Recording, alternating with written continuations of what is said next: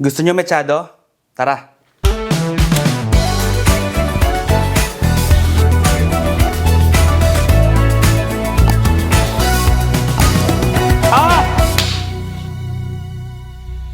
Ito lang yung mga ingredients na kailangan nyo sa mechado. Hindi nyo alam pagkakaiba ng mechado at saka kaldereta, no? Hindi nyo alam. Sarili nyo lang kasi iniisip nyo eh.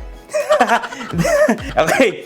Pero ito, yung kaldereta may liver spread. Etong mechado wala. Wala tong liver spread. Ang meron dito yung calamansi or lime juice.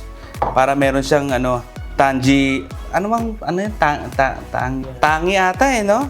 Tangi. Okay. Huwag ko na lang sabihin. Huwag na. Yung meat na gamit ko dito, alam nyo naman, fan na fan ako ng chuck roast o yung beef kalitiran. Para meron siyang mga lited, oh. Ito yung magpapasarap pa sa mechado. Ano pa gagawin? Tirahin na natin to. Una kong ginagawa, guys, piniprito ko muna tong carrots and potatoes. Para mas masarap. Kung ayaw nyong prituhin, kung tinatamad kayo, di wag nyong prituhin, buhay nyo yan eh. Ako kasi gusto ko yung piniprito ko eh. Pagka-prito nitong carrots and potatoes, red bell pepper naman, guys. Yan. Red bell pepper.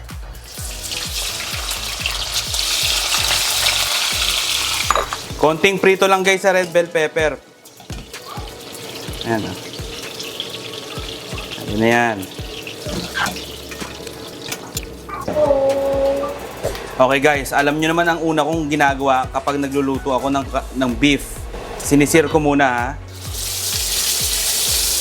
Sinisir ko muna to para mas masarap.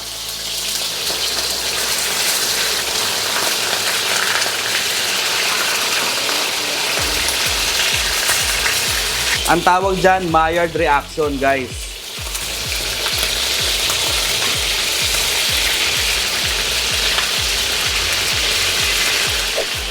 Yung mga ganitong itsura, pwede na to. Kapag na-sear nyo na lahat ng beef, mag-isa na kayo ng onion and garlic.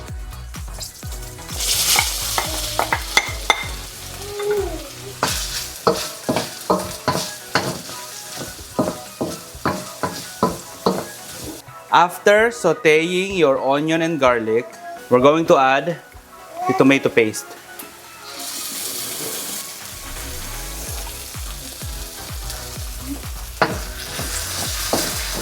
Ang sekreto dito guys sa tomato paste, dapat lulutuin yung maigi para hindi siya masyadong maasim.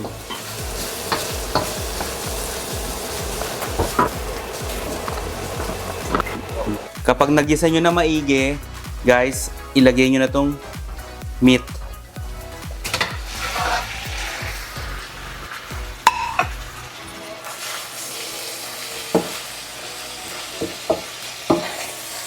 Tapos halu-haluin nyo lang.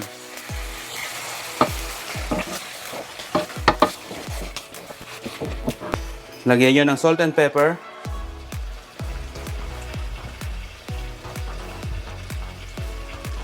Soy sauce. Calamansi or lime juice. Tapos haluin nyo.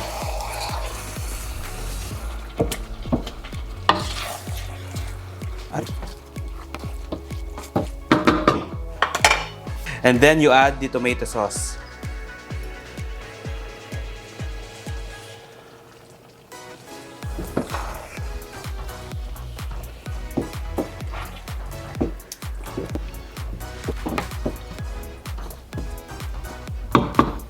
Tapos guys, lulutuin ko lang to ng mga 1 hour and 30 minutes to 2 hours.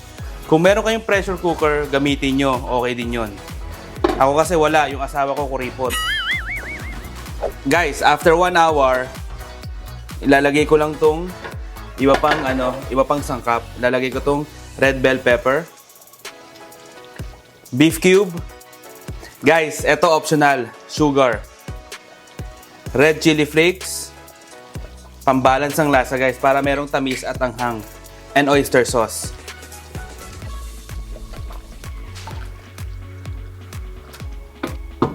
Tapos lulutuin ko pa to ng 30 minutes to 1 hour pa. Okay guys, pagkatapos ng 2 hours na palambutan,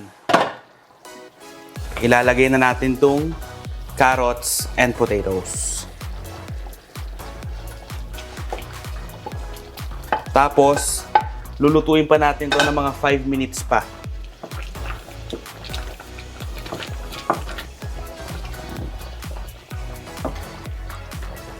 Kung gusto nyo guys, i-adjust yung alat. Kung natatabangan kayo, magdagdag lang kayo ng fish sauce o kaya asin. After 5 minutes guys, yan, malambot na yung gulay natin. Ay, malambot na yung carrots and potatoes, malambot na. Okay na to lahat. Kumain na tayo.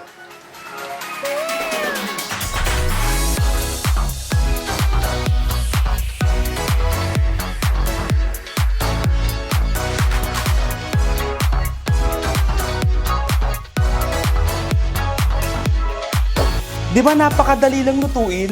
Matagal lang eh. Pero madali. Tama ba yun? Matagal, madali. Pwede yun eh. Matagal lang pero madali. Basta madali na matagal. Eh ano pa gagawin? Tirayan na natin to. Tingnan nyo naman oh. Napakalambot oh. Parang butter lang yung kinakain nyo. At ang matindi rito, sarsa pa lang, ito, oh. Sarsa pa lang, ulam na. Oh. Ang sarap. Grabe. Oh, first bite. First bite para sa inyo to, guys. Oh. Grabe. Ang sarap. Ang sarap nito. Sarap. Tamang-tama to kung may handaan kayo. Pwede to eh. Oo, ito oh. Ano, para sa inyo to guys ha.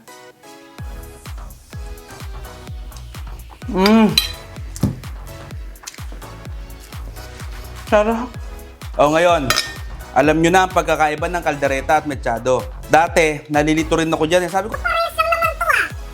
Hindi pala parehas. Yung mechado, ulitin ko guys ha, walang liver spread. Pero merong kalamansi. Yung kaldereta naman, may liver spread, walang kalamansi. Pero depende na rin sa inyo. Buhay nyo naman yan eh. Pwede nyo namang tawagin kaldereta yung mechado o kaya mechado yung kaldereta. Bahala kayo. Malalaki na kayo eh. Pero ito, talaga promise guys, napakasarap. Grabe. Grabe to. Pwede kayong gumamit ng kahit anong klase ng ano kahit anong part ng meat, kahit anong part ng baka. Pwede kayong gumamit. Ako kasi talaga, yung beef kalitiran ang ginagamit ko kasi maganda talaga siya sa mga stew. Tapos meron kang malamig na Coke o kaya Sprite. Tama to mga. Alam nyo, kawawa pati sinain ng kapitbahay pag ito niluto nyo. Kawawa. Paano? May natutunan na naman kayong walang kabuluhan. Ano pa gagawin nyo? Mag-subscribe na kayo. I-like nyo na tong video at mag-comment kayo ng mga pagkain na gusto nyo tsambahan natin. Basta lagi nyong tatandaan na ang luto, mas sumasarap yan kapag patsamba-tsamba lang. O paano, next week ulit. Kita-kita tayo. Limutan ko na naman.